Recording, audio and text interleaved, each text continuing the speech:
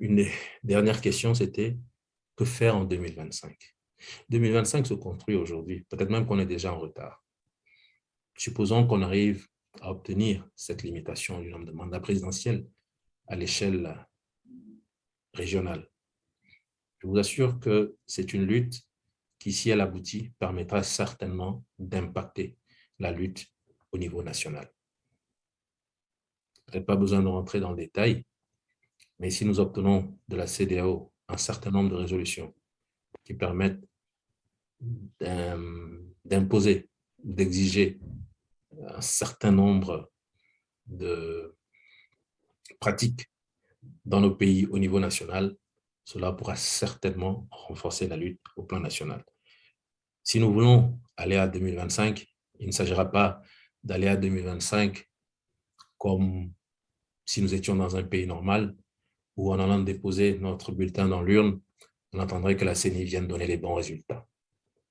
Il faut se dire que nous allons en 2025, afin de faire de cette élection une opportunité. Et comment on fait de cette élection une opportunité? Globalement, c'est en s'organisant à tous les niveaux, en mobilisant déjà les consciences, pour faire comprendre aux citoyens que chacun a sa part de responsabilité.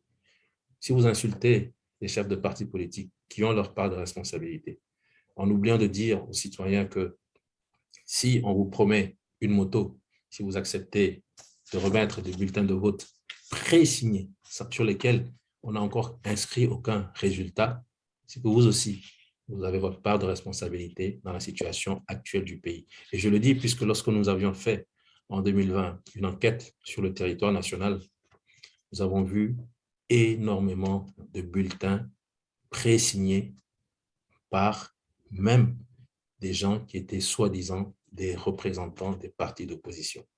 Ils ont accepté, je ne sais pas pour quelle raison ou contre quoi, ils ont accepté à poser leur signature sur des bulletins de vote sur lesquels il n'y avait aucun chiffre, aucun nom, permettant ainsi après à des personnalités ou à des personnes de remplir comme ils le souhaitent, de remplir ces bulletins comme ces personnes le souhaitent et de mettre les chiffres que ces personnes veulent. Et je crois que c'est inadmissible. Il faut donc éveiller toutes les consciences en disant aux gens que ce n'est pas parce que vous êtes allé en tant qu'observateur pour un parti politique dans un bureau de vote et qu'à midi, on ne vous a pas apporté votre boule de pâte et à des mets que vous devez vous dire « je suis fâché, les gens du parti ne me respectent pas, donc je donne toute l'attitude aux gens du pouvoir d'inscrire les chiffres qu'ils veulent. » Si vous ne pouvez pas rester affamé 24 heures pour votre nation, où est le patriotisme?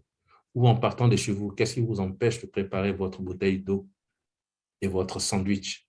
Parce que là où vous allez, comprenez que c'est la bataille pour la démocratie.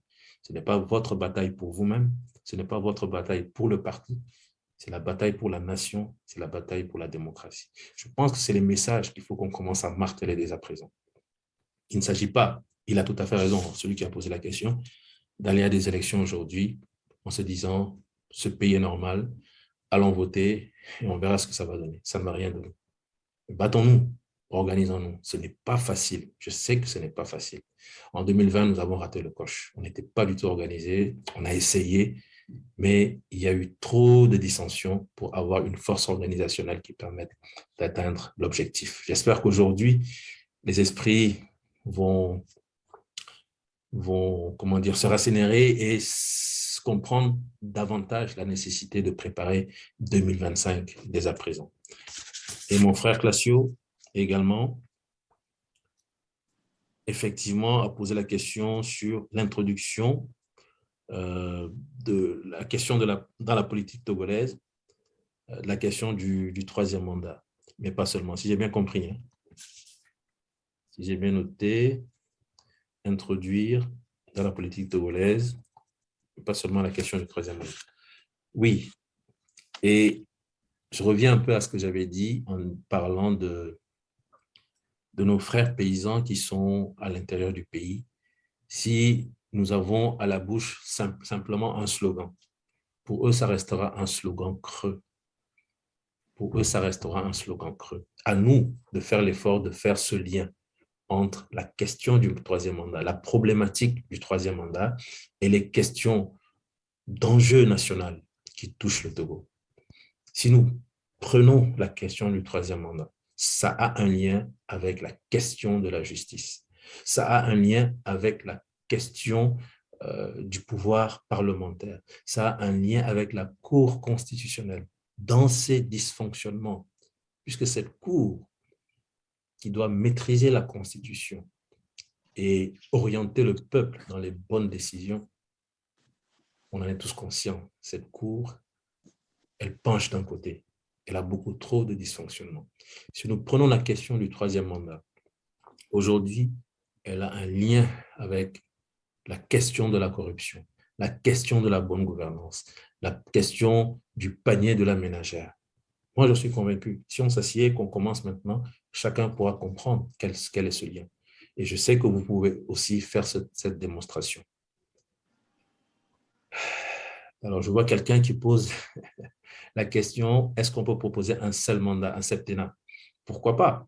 Je ne sais pas que cette question n'a jamais été pensée, puisque les élections coûtent cher, puisque les élections sont tripatouillées, puisque ces élections entraînent des conflits sociaux, puisque les présidents, au bout de 5 ans, veulent rester encore. Je me rappelle mon ami nigérien qui me racontait ce qui s'était passé une fois au Niger, où le président, après avoir passé tout son mandat, tout son quinquennat à dormir, c'était son deuxième mandat, se réveille un beau jour et se rend compte qu'il est presque à la fin. Il demande à faire un troisième mandat et la Constitution, la Cour constitutionnelle lui répond que c'est impossible, que cette disposition est totalement verrouillée dans la Constitution. Après discussion, il en vient à faire une proposition, c'est que son mandat, il sait que c'est le dernier, il faut juste lui ajouter 3 années dans son second mandat. Il n'est pas en train de faire un troisième mandat, mais il faut lui rajouter 3 ans dans son second mandat parce qu'il n'a pas terminé ce qu'il avait à faire. Ça prête à sourire, mais ce sont des situations réelles que nous vivons à la tête de nos pays, où nous voyons des chefs d'État dans des situations parfois pathétiques et qui sont prêts à entraîner tout leur peuple dans le chaos, tout simplement pour rester encore quelques années de plus au pouvoir. Donc, pourquoi pas un septennat? Il vient, il sait qu'il ne fera plus que 5 ans, il fera 6 ans, il fera 7 ans, et après, il devra partir. C'est une question qui peut se poser, et pourquoi pas, on peut y penser. Voilà donc à peu près, je ne sais pas si j'ai répondu à toutes les questions. Et si vous le permettez, je voudrais profiter pour dire bonne guérison à Nanda. Et si tu as été malade, je sais pourquoi. C'est parce que vraiment, l'engagement de tous était tel, et comme Rodrigue l'a rappelé, on a très peu dormi. Et il faut des organismes forts pour supporter le rythme qui était celui de Dakar. En tout cas, j'espère que ces prochains jours, on aura des images qui vont montrer un peu la profondeur de cet engagement à Dakar, la profondeur de l'engagement des artistes. Et j'espère que tous, vous serez là pour soutenir le clip lorsqu'il va sortir. Je vous assure que les images sont très belles. Quand vous les écoutez, moi, j'avoue que j'ai frissonné lorsque je voyais le montage en studio. Et ce qui m'a surpris, c'est quand Mewe lui aussi a pris la parole en disant, vous savez, quand j'écoutais la chanson, j'ai eu des frissons. Je lui ai dit, ah, mais je pensais que j'étais le seul à avoir eu des frissons. Mais c'était le cas pour nous tous. Ces images vont sortir. Nous espérons que, avec toutes les relations que vous avez, vous allez faire en sorte que ces images puissent traverser le monde entier, que partout on comprenne qu'aujourd'hui, l'Afrique a décidé que les mandats multiples sont finis. Et ceux qui sont en train de faire leur 4e, leur 5e, leur 6e, leur 3e, doivent se dire que pour la sérénité des peuples africains, pour le développement de l'Afrique, il faut qu'ils prennent des dispositions, pardon. Il faut qu'ils prennent les dispositions pour transmettre le témoin dès la fin de ce mandat qui doit être pour eux le tout dernier. Voilà donc ce que j'avais à dire pour répondre à ces différentes questions. Et je suis là pour qu'on discute. Merci.